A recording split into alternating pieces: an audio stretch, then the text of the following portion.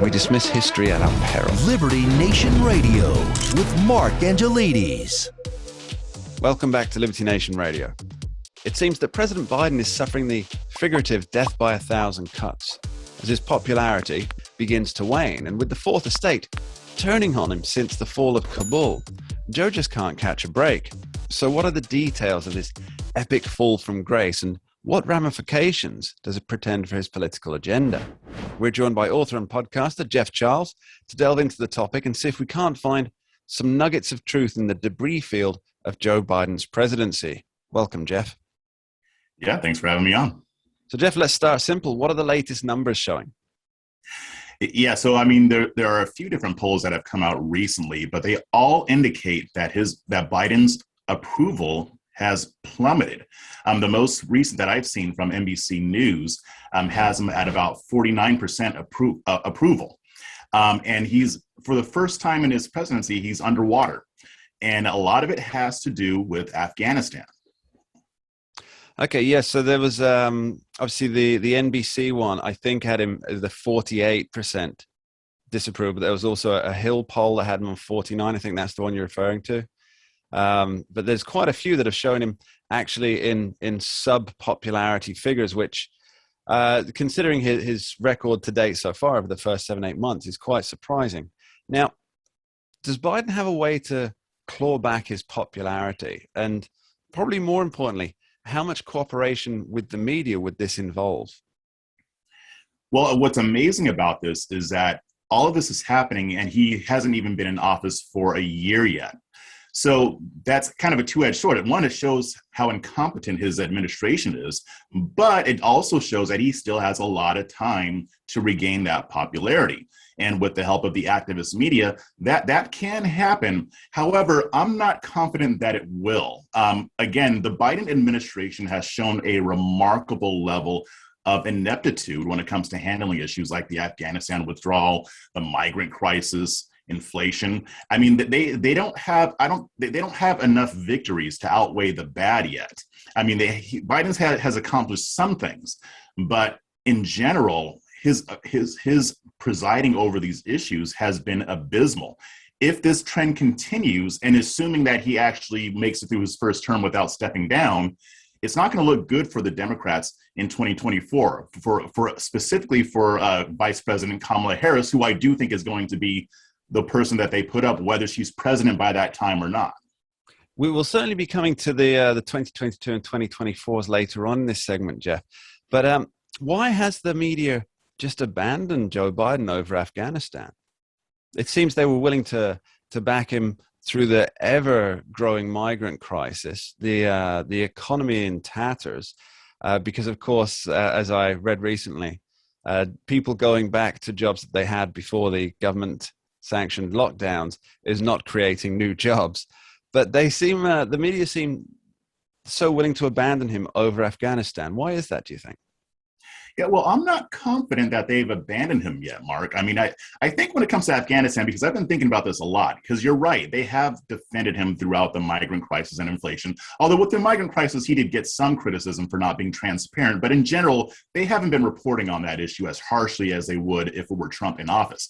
When it comes to Afghanistan, though, this is kind of a different animal. This situation has been handled so badly that there's no way they can spin it. There is no way that they can spin it. And they also have to maintain their own reputation for being supposedly anti-war, which they were all through the Bush years, Obama years, and so on and so forth. So I think that's why they're changing their tack a little bit, but I don't expect for this to last. Now, right now, they're doing their job. They're reporting critically on the Biden administration. And if this happened under Trump, they would be even more critical. But this isn't going to last, so we shouldn't get used to it. Once this blows over, they're going to go back to being Biden's Ministry of Propaganda. Okay, that seems the most fitting term, the Ministry of Propaganda from the Fourth Estate. Now, there was always that, as they say, the caveat emptor with Joe Biden, the buyer beware, especially on foreign policy. They knew that the Democrats and the media, that they knew that they were getting a man who was described as, I believe he was being wrong on almost every single foreign policy issue for the last 40 years. Did they think this would not come up, or were they hoping that there wouldn't be a situation that would put this to the test? Oh, they definitely knew it was going to come up. If you recall, during the presidential debates, on the third debate that he had with Trump, that was supposed to be about foreign policy. If you remember, the third debate is always about foreign policy. They changed it. And I contend then what I contend now. The only reason they changed it is because they knew that Trump's foreign policy was much better than anything that happened under the Obama administration. If you remember, Obama's foreign policy was abhorrent. Biden is not good on foreign policy, so they had to change that debate because they knew that would make Trump look good. Fast forward to now, we're now reaping the consequences. So they knew this was going to happen, but they had to get Trump out. So they didn't care how this affected foreign policy. They don't care about Biden's ineptitude. Orange man bad, we got to get him out. And now they're dealing with the consequences of that. And I think that they knew that this sort of thing would probably happen. Okay, Jeff, now, how do you think this will impact this drop in his numbers and, as you say, the temporary waning of support within the fourth estate? How do you think this will impact the 2022 midterms, or will it all be over by then, one way or the other? It's just going to be another nail in the coffin. I mean, the Democrats have a lot to be afraid of in 2022, and from what I'm reading, they know it. So this will be yet another reason why people might want to give Republicans control of Congress again. The thing is that with all of these things, like the migrant crisis, inflation, and all of these other issues, there's still the fact that he hasn't been able to pass a whole lot of meaningful legislation. I mean, he might be able to get this infrastructure thing will probably go through. Other than that, with the way Congress is made up, he's not going to be able to get much done. And if the Republicans are smart, they're going to continue hammering this point home even beyond the midterm elections, especially the flawed withdrawal from Afghanistan. Because for a lot of us, this is the end of an era. I mean, I was 20 years old when 9/11 happened, and a lot of other people were my age too.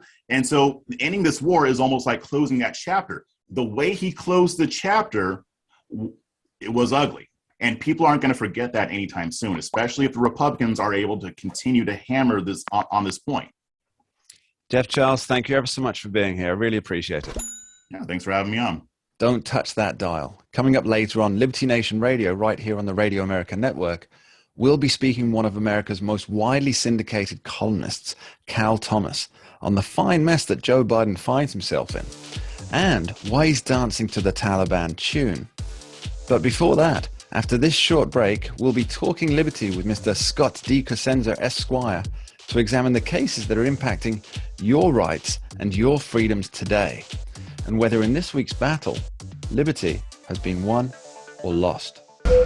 We dismiss history at our peril. Liberty Nation Radio with Mark Angelides. Who are we? We are Americans that believe in liberty.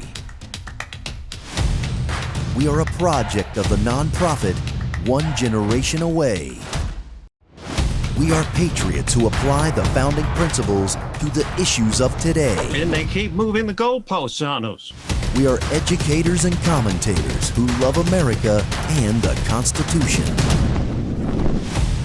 Who are we? We are Liberty Nation.